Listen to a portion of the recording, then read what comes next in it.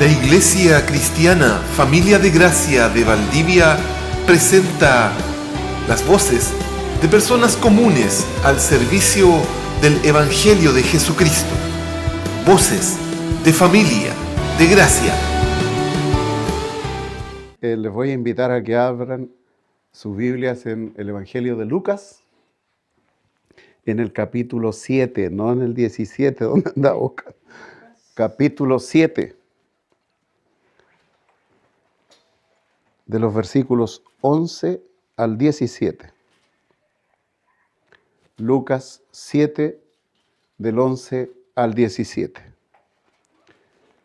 Y dice así: Aconteció después que él iba a la ciudad que se llama Naín, e iban con él muchos de sus discípulos y una gran multitud.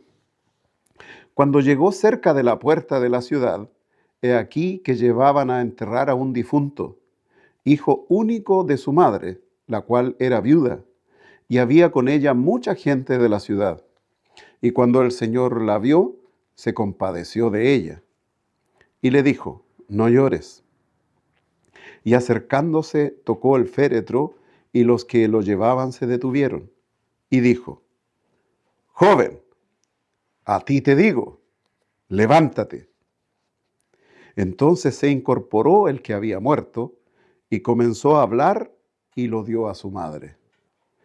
Y todos tuvieron miedo y glorificaban a Dios, diciendo: un gran profeta se ha levantado entre nosotros, y Dios ha visitado a su pueblo.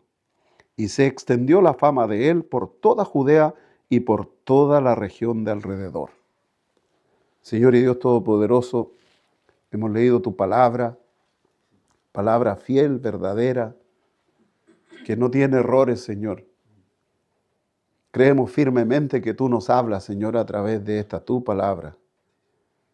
Señor, háblanos en esta hora, más allá de lo que dicen las palabras o del relato que hay aquí. Entendemos, Señor, que tú te revelas a través de tu palabra, Señor. Señor bendito, queremos ser enseñados por ti. Que el Espíritu Santo, Señor, que fue puesto según palabras del mismo Señor Jesucristo para enseñarnos todas las cosas, no encuentre impedimentos en nosotros, en nuestra manera de pensar, en nuestra manera de entender las cosas, Señor. Que quites de nosotros, Padre, todo intento de poner obstáculos, Señor, a lo que tú nos quieres decir, para que tu nombre sea glorificado, Señor, ahora y siempre. Amén. Amén. Bien, amados, este pasaje parece como puesto así nomás, como entre tantas cosas que se cuentan, vamos a contar este episodio. Pero esto tiene un propósito muy claro.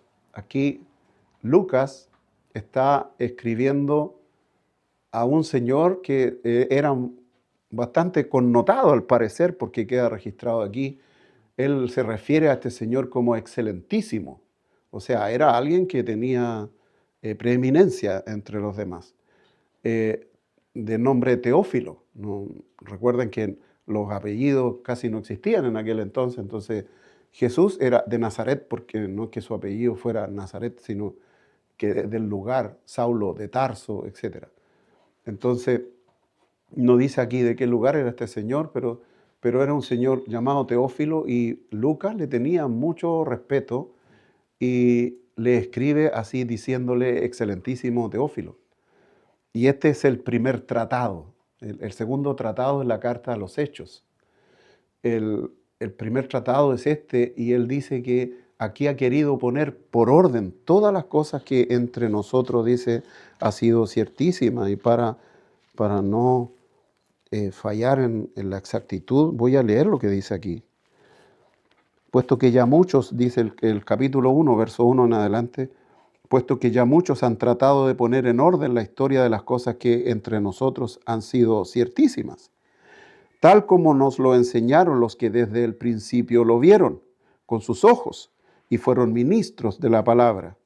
Me ha parecido también a mí, después de haber investigado con diligencia todas las cosas desde su origen, escribírtelas por orden, oh excelentísimo Teófilo, para que conozcas bien la verdad de las cosas en las cuales has sido instruido. O sea, este señor Teófilo era un discípulo. Y Pablo también era un discípulo de otros antes. Claramente no es Lucas el que andaba con Jesús, porque él dice que se refiere a los que lo vieron, no se incluye. Los que lo vimos, no dice eso. Entonces había pasado un buen tiempo y se había estado enseñando el Evangelio y él quiere poner por orden e indaga, dice, investiga diligentemente. Diligentemente quiere decir que fue muy acucioso.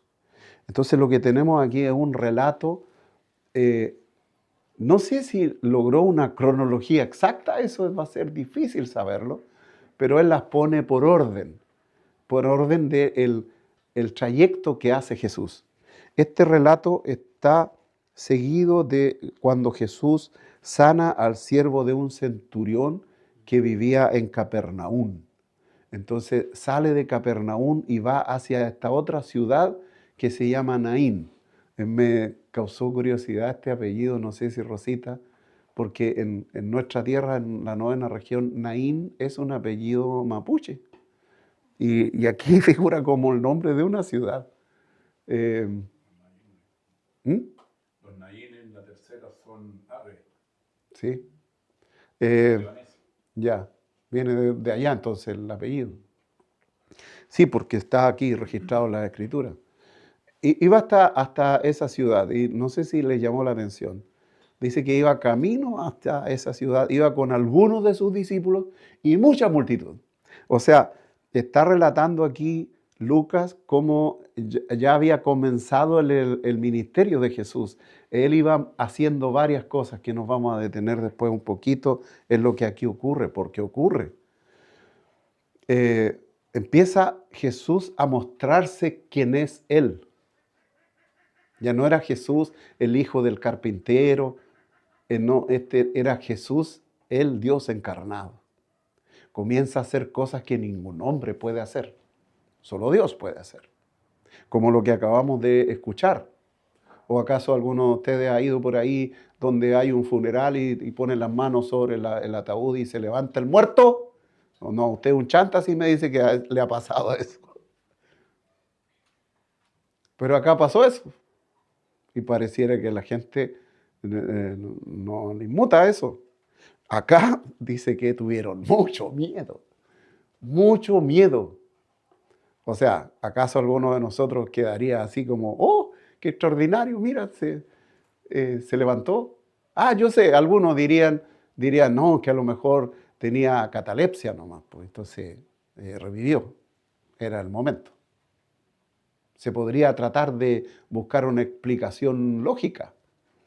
Pero acá ocurre un hecho portentoso que Lucas está relatando como una seguidilla de sucesos. Está Jesús hablando largo, enseñando y lo hacía en público. La gente lo seguía porque ya estaban viendo que en él había algo especial. Había cosas que los demás no hacían. Como él hablaba, las cosas que él hacía, les causaba profunda inquietud, además de temor. Y dice entonces que aconteció después, y aquí es donde él va haciendo su relato, después de que ocurre este evento, acontece después esto otro, yendo camino a la ciudad de Naín, pero no dicen qué tiempo pasa ni cuánto tiempo transcurre, solo él relata estos hechos portentosos. Dice que cuando llegó cerca de la puerta de la ciudad, eso me llamó la atención. Seguramente era una ciudad que estaba acostumbrada a las guerras.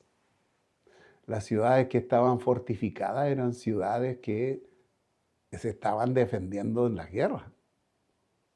Hoy día las ciudades están abiertas, o sea, nosotros decimos, nos vemos en la puerta de la ciudad y decimos, ¿de quién me está hablando? ¿A dónde está la puerta de la ciudad aquí? Algunas de las entradas, pero tiene varias, pues. La entrada sur, la entrada norte, la entrada hacia Antilgüe, la entrada por acá, qué sé yo, por Niebla, etcétera, etcétera. o por las Marías aquí, bueno, entra por el puente. ¿Me entienden?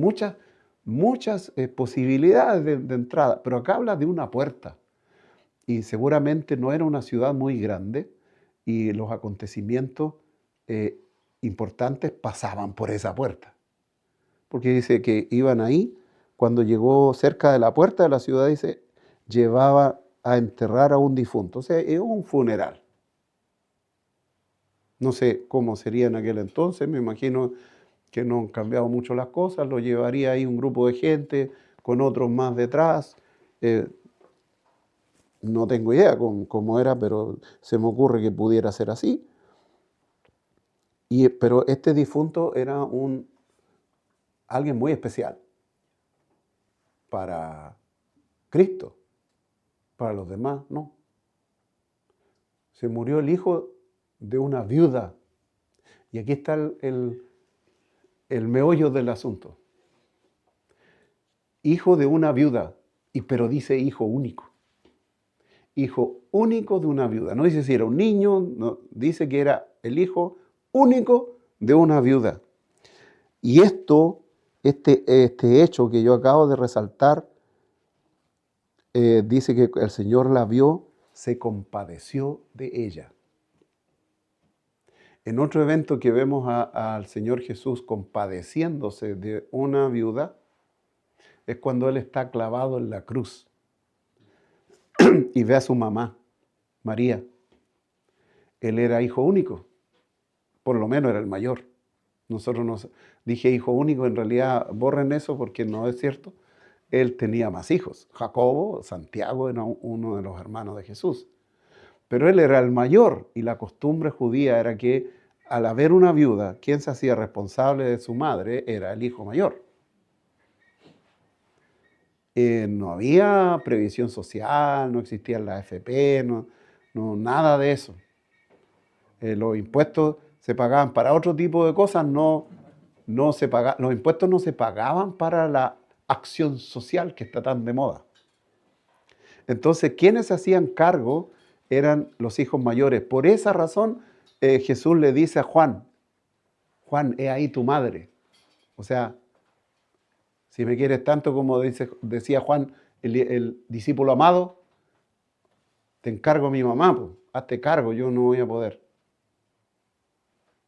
Entonces, él fue movido aquí a compasión porque esta mujer con su único hijo iba a quedar a la deriva, iba a quedar sin sustento, iba a quedar en absoluta indefección.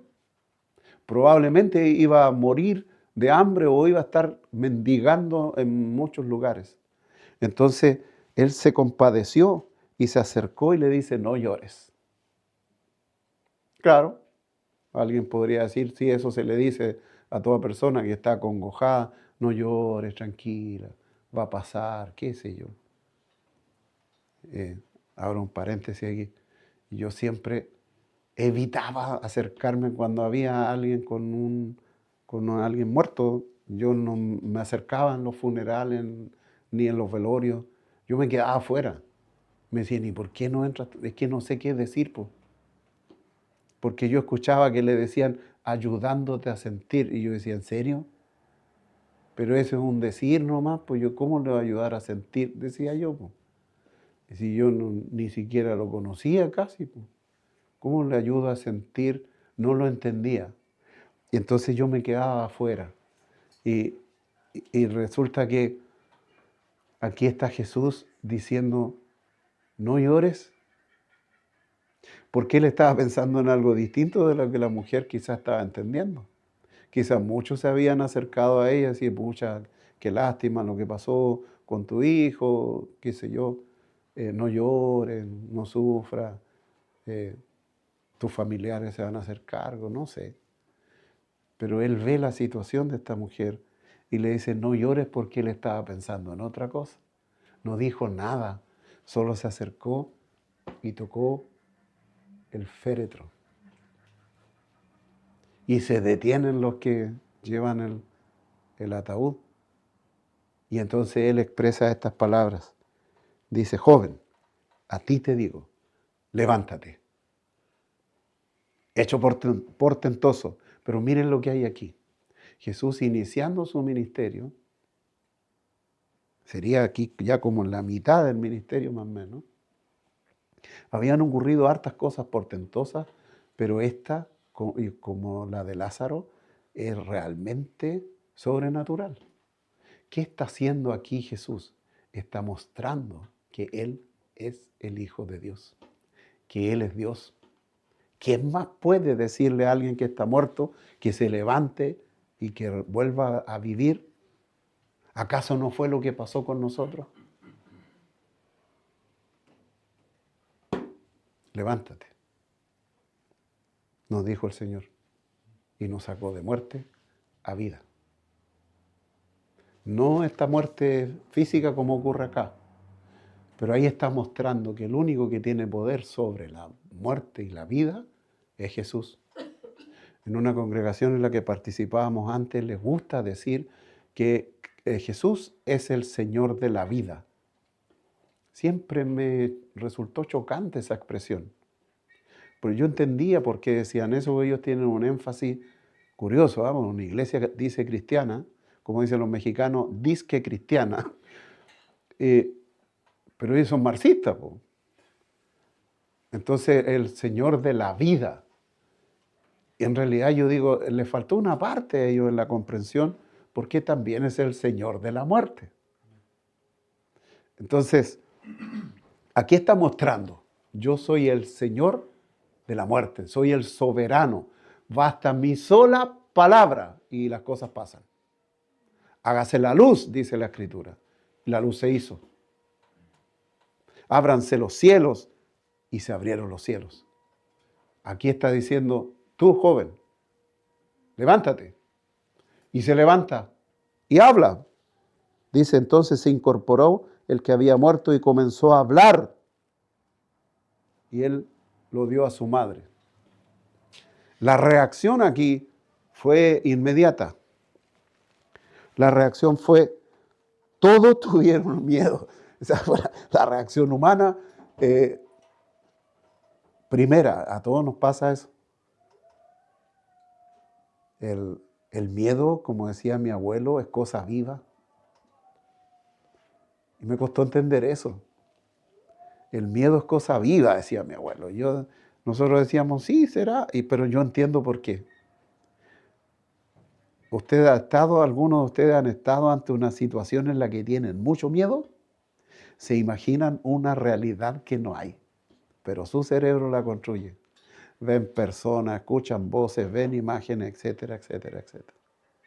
Y mientras más se mete uno en eso, más todavía se imagina cosas y una sensación de hielo desde la cabeza hasta los pies, pasando por la espalda, que no se puede controlar. Es cosa viva. Yo creo que estas personas estaban así. O sea, ¿qué pasó aquí? ¿Y quién es este que le dijo al joven ese, levántate? Y él se levanta y está vivo. Mucho miedo. O sea, este mínimo debe ser un brujo. No dice aquí, pero ellos tuvieron miedo, pero no pensaron así. Como este es un brujo, este hizo algún hechizo, no dice, y glorificaban a Dios. Eso fue lo que constata Lucas.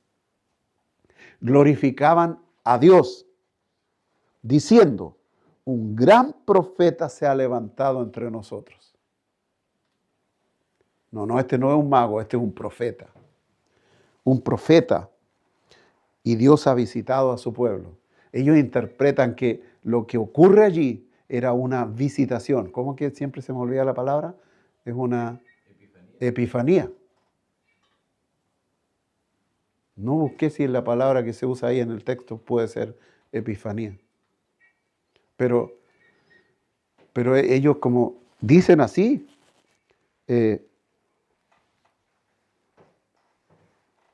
perdón, se me perdió. Y se ha levantado entre nosotros y Dios ha visitado su pueblo. O sea, ¿se fijan la expresión que hay aquí como registra Lucas? Yo me afirmo en lo que él dice. Las cosas que entre nosotros han sido ciertísimas y yo las investigué diligentemente. No puso cosas así de interpretación propia. Él puso una seguidilla de relatos como un buen antropólogo. No, como periodista la historia sería distinta.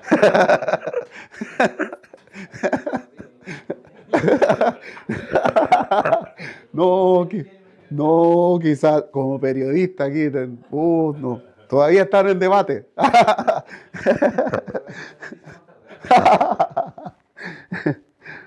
Claro, no, aquí hubo certeza. Y después dice, se extendió la fama de él por toda Judea y por toda la región de alrededor. Esto tenía que pasar. Jesús sabía, Dios sabía que al momento de empezar él a manifestarse como quien era, iba a quedar la escoba, como diríamos en Chile. Iba a quedar la crema. No olvidemos lo que le dice el mismo Jesús a María, su mamá, cuando están en las bodas de Canaán, donde comienza él a hacer cosas milagrosas, convierte el agua en vino. La mamá le dice, oye, pero mira, se le acabó el vino aquí, tienes que hacer algo. O sea, su mamá sabía quién era, quién era su hijo, pues no tenía ni una duda. Pero la respuesta de Jesús es increíble. ¿Qué te pasa? No lo voy a parafrasear, como dice un amigo mío. Como dijera, ¿qué te pasa? ¿No te das cuenta que aún no ha llegado mi hora? Yo no puedo empezar a hacer esto así nomás. Pero luego lo hace. No ha llegado mi hora. Dos formas de entenderlo. No ha llegado a su hora de mostrarse o no llegaba a su hora, porque al empezar a hacer eso, iba a terminar como terminó. Muerto. Porque la fama de él se extiende y ¿qué empiezan a hacer los otros? Los fariseos, los escribas, a buscarlo, a tratar de pillarlo porque querían matarlo. Queda escrito, queda registrado así. La intención de ellos no era pillarlo, no, porque iban a debatir y ganar el debate. No le importaba eso. Lo querían matar. Entonces, aquí está Jesús, nuestro Señor, Dios mismo encarnado, 100% Dios, 100% hombre, mostrando compasión humana y compasión divina y su soberanía. Compasión humana porque Jesús como varón judío entendía la posición de la mujer, del desamparo en el que iba a quedar si ese hijo único se moría. No sabemos qué pasó después, en realidad no tiene mayor importancia. Pero en el hecho ahí se nota la compasión de Jesús hombre. Pero Jesús Dios muestra su poder por sobre la muerte. Y le dice a este hombre que se levante. ¿Podemos nosotros entonces ir confiados a Jesús? ¿Nos mentirá Él? ¿Nos engañará Él? ¿No tendrá poder para transformar nuestra vida? Se nos sacó de tinieblas a luz y se nos dio vida como si se nos hubiese dicho, levántate. Estábamos muertos en nuestros delitos y pecados. Y Él, con su voz de mando, ordenó que saliéramos de ahí. Nos dio vida, dice. Y nos tiene en un lugar aparte. No lo vemos, no lo entendemos. Somos de este mundo, o sea, estamos en este mundo, pero no somos de este mundo. Eso lo repetiremos muchas veces porque es lo que el mismo Señor enseñó. Él oraba así al Padre. No te pido que los quites del mundo, sino que los apartes del mal. Están en el mundo, pero no son del mundo. Nuestra ciudadanía está en los cielos. De pronto nos cuesta entender eso, es más fácil decirlo, es más fácil repetirlo. Asumirlo un poco distinto. Yo creo que los extranjeros pudieran entenderlo un poco mejor. Ellos sienten que su ciudadanía está en el lugar de donde venían. A nosotros parte nos tocó eso, quizás a ustedes también, no lo sé. Veníamos desde Nueva Imperial, toda nuestra vida ahí. Yo, en realidad, la mitad de mi vida en Nueva Imperial. Entonces, cuando llegamos aquí, nunca decíamos que éramos valdivianos. Todavía nos cuesta. No, avecindado en Valdivia, decíamos nosotros. Como que nuestra ciudadanía estaba no imperial. Tanto es así que nosotros íbamos a votar allá. O sea, últimamente nos hemos estado votando acá porque no queríamos cambiar nuestro lugar de inscripción porque nuestra querencia estaba no imperial. Entonces, era una excusa para tener que ir para allá. Quizá nos pasa de pronto entonces que entendiendo que nuestra ciudadanía está en los cielos, nos aferramos aquí. La querencia. Se nos diluye todo. Pero eso es un comentario al margen. Lo que está mostrándose aquí, que Lucas relata así, detallado, pero acucioso, evento por evento, es mostrando quién era Jesús. Que no fue un hombre nomás, que no fue un profeta, como dice aquí nomás, sino que era el Dios encarnado. Por lo tanto, las cosas que Dios hace, Cristo hacía y sigue haciendo. Él nos mantiene con vida, dice, hasta la eternidad. En eso creo. Y Él es fiel y verdadero. No miente. Aquí no le dice nada a la mujer. No se refiere para nada a la mujer, si se dan cuenta. Lo único que le dice es no llores. Es todo lo que le dice. Y luego se dirige al hijo que se levante y se lo entrega. Quizá ahí le dijo alguna palabra, no lo sé, porque dice, y lo dio a su madre. Se lo entregó. Y no hay más comentario aquí del evangelista Lucas, no hay más comentario respecto de algo que le haya dicho la mujer a él o él a ella, como en otros relatos, que hay un intercambio ahí cuando le da vista al ciego, hay un intercambio ahí, o cuando cura a un paralítico, hay hasta instrucciones de parte de Jesús. En este caso no se menciona nada, solo se relata la reacción que tienen los que andaban ahí, que eran muchos, dice, porque eran los que seguían a Jesús, que era una multitud, dice, o sea, eran harta gente, y los que iban con el féretro también era otra multitud, entonces estaban muy sorprendidos. En ese tiempo, en realidad, todos eran judíos a los que Jesús se acercaba. Entonces, la reacción de ellos tiene que ver con eso, con lo que ya sabían. Dios ha visitado a su pueblo, dicen. Y se extiende la fama de él por toda Judea y por toda la región de alrededor. Las señales que siguen a los que creen, dice la Escritura, es que pondrán sus manos sobre los enfermos y estos sanarán. Hablarán nuevas lenguas. Haremos cosas que humanamente no podemos hacer, porque no las hacemos nosotros, las hace Él en nosotros. Este mismo Cristo, dice la Biblia, que está en nosotros, que Él hizo morada en nosotros. Por lo tanto, como dice Pablo en la carta a los Gálatas, el fruto del Espíritu no puede significar otra cosa que la manifestación de aquel que vive en nosotros. Porque a los romanos les explica, ¿no es cierto?, que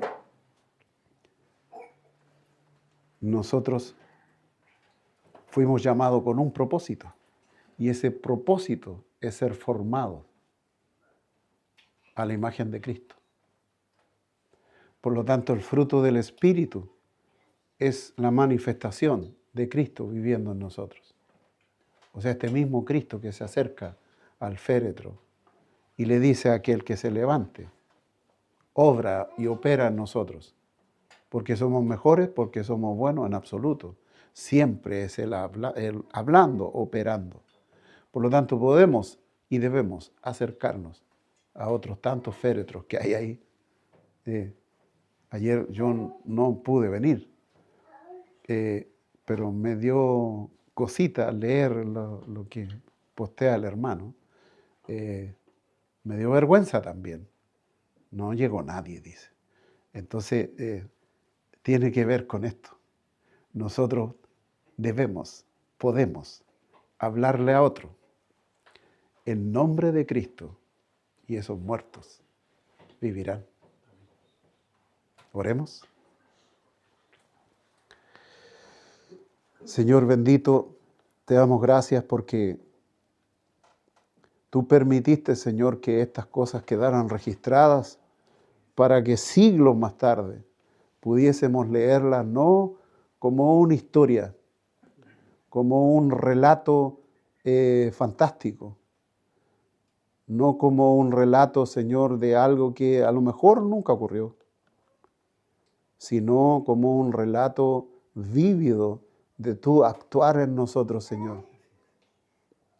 No es historia, es tu vida, Señor. Eres tú obrando por los siglos de los siglos y que sigues obrando. Tú sigues actuando, Señor, igual que en ese momento. Sigues ahora. Y nosotros podríamos seguir escribiendo historias, pero ya no tendrán el peso que tiene esta historia que acabamos de leer, porque esto es tu manifestación poderosa, gloriosa, para mostrarle al ser humano que tú no te olvidaste de tu creación, Señor, que tu palabra es fiel y verdadera y que un registro para toda la historia humana. Han intentado muchas veces eliminar la Biblia. Nunca lo conseguirán, porque todo pasará, pero tu palabra no pasará. Señor bendito, gracias. Gracias porque podemos, después de tantos siglos, leer este relato y comprenderlo como si estuviéramos allí, Señor. Alabado seas tú. Este es un hecho portentoso, Señor bendito. El que tengamos la comprensión y el que podamos leer lo que allí pasó. Gracias, Señor, porque ahora libremente podemos leerlo, estudiarlo, compartirlo. Danos coraje, Señor, para que entendiendo que tú estás en nosotros, podamos ir con valentía a hablar tu palabra, sabiendo que nosotros no haremos ningún cambio. Tú sí en nosotros. Para ti es la gloria y la será por siempre. Amén.